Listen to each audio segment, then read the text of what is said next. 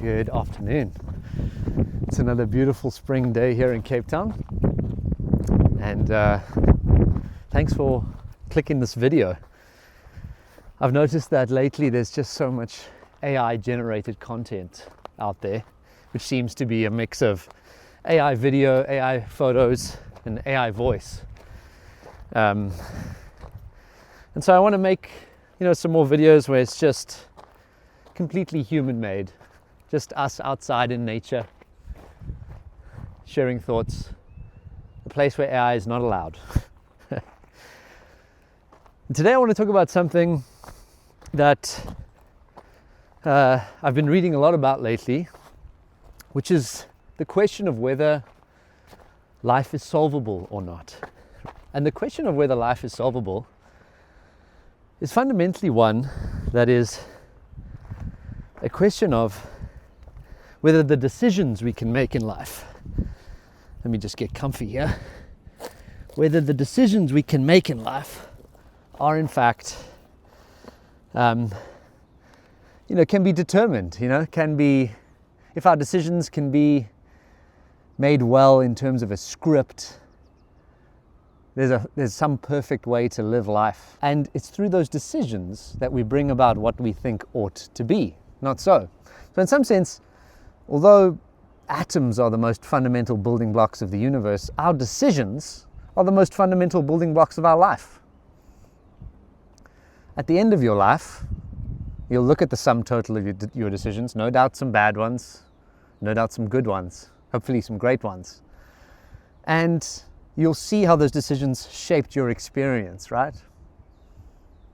So it's no wonder that we should stop and pause and think about decisions, because really, decisions are the building blocks of life, right? And it's worth pausing and considering how we make decisions. And that for me was truly quite an amazing reflection point. Now, let me keep walking. Now, even though we make so many decisions, so very many decisions, it's worth noting what those decisions triangulate towards. We obviously have base drives, right? Hunger, lust, a desire for exercise, etc.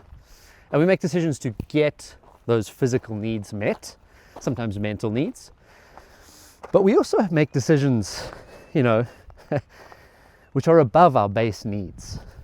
And I think it's worth noting that if you consider the most important decisions that you've made, be it over the past week, even today, or the most important decisions you've made this month, or perhaps this year, if you stop and write down a few of those, you might see that they start to triangulate, right?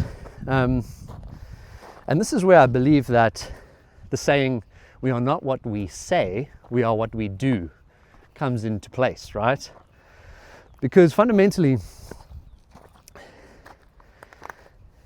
our decisions shape who we are, not what our thoughts on musings about who we are does, right? That was badly worded, but I think you get the point.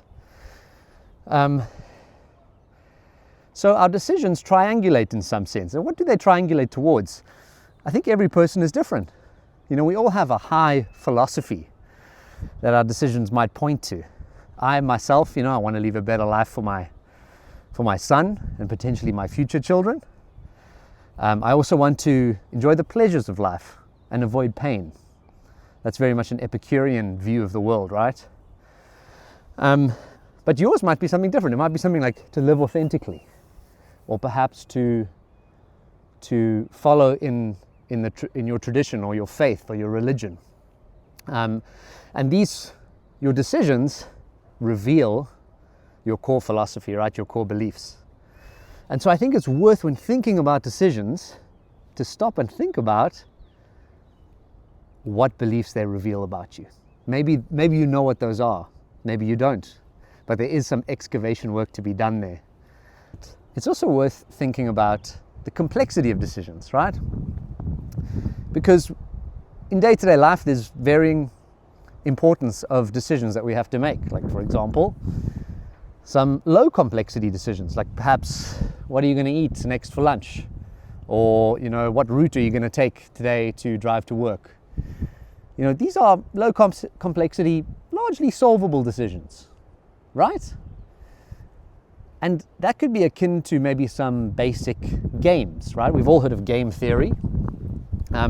Games like, for example, tic-tac-toe, or in my country we call it noughts and crosses, that 3x3 grid where you put an X or an O, and the first to make a row of 3 in any direction wins.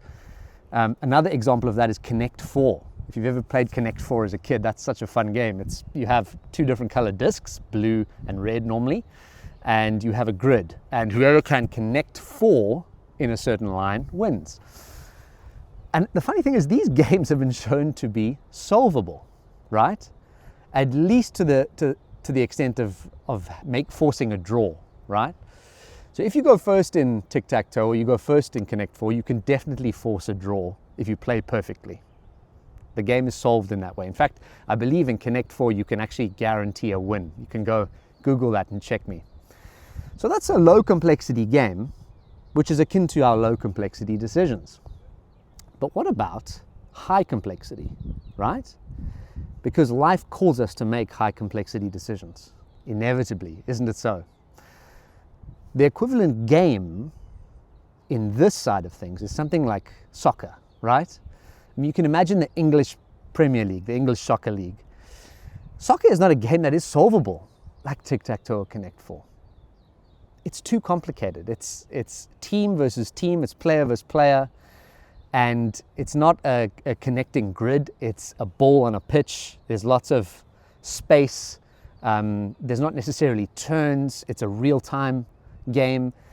I mean, if you can solve soccer and you can get a team to actually guarantee a win, or in fact even guarantee a draw, I invite you to go be a coach for the English Premier League. You can make millions and millions of dollars or millions of pounds. But the truth is, it's just too complicated. And so the decisions that those coaches take and the decisions that those players take are not guaranteed in victory, right? And life is very much like that. We are faced with complex decisions, right? These are not the decisions about what to eat or what route to take to work. These are decisions about what to do with our lives. These are decisions about how to conduct ourselves morally. There's just so many options in life in terms of what to do.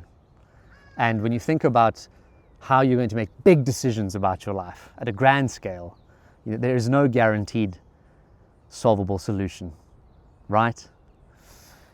And then finally, you can also make one more kind of decision, right? Which is, I think, what I like to call a meta decision, which is decision making about decision making itself. You can make decisions in your life, or you can, like in this video, like I'm doing, stopping and considering how we make decisions, right? What is the philosophy that drives us? Am I going to take more time to take a decision? Am I going to meditate on it? Am I going to reflect on it? Am I going to make it just impulsively? Am I going to go with gut feel, right? Or intuition? And so we have this array of decision making that we have to do. And if you think about it in that context, and if I'm right, fundamentally it means that life is not solvable, right? The ancient pre-Socratic philosopher Heraclitus, he stated that life is like a river and you can never step into the same river twice. That reality flows around us. It's always ever changing. It's different. It's ever flowing. And if you want to check the quote on that, it's written about in Plato's book Cratylus, where Socrates is speaking of Heraclitus. Like a way more complicated game than soccer, life is, one might say, even infinitely complex. And it's such a relief, because if that's correct, it means that there can be no final purpose for life. Life is not solvable deterministically. And thank God for that, right? I mean, if life was solvable, it would be like a script that we would just have to follow, a play which we would just have to act out. You would have your duties that you would have to do, and that would be it. But instead, life is too complex, and our decisions inevitably will make errors, right? And so when we think about purpose in life, it's not a perfection. It's more like a North Star, right? It's more like you have a constellation of things that you're trying to achieve, and you go for it and you surf a wave. It's not a deterministically, butchered that word, a deterministically solvable algorithm. It's more like an adventure. And thank God for that, right? I mean, we have philosophies that are prevailing today, like, for example, well-being maximizers. I think someone like Sam Harris is very much someone like this. We're looking to maximize well-being for all humans, and it's sort of like an algorithm, right? We should be altruistic, we should be kind. But what a relief to know that that's not everything there is. Else how boring would life be? Yeah, well, anyway, that's as far as I am, at least in thinking about it. Do you agree? Do you think that my assessment on decisions is correct? Do you think that we make most of our decisions unconsciously? Do you think that your decisions do triangulate to a philosophy?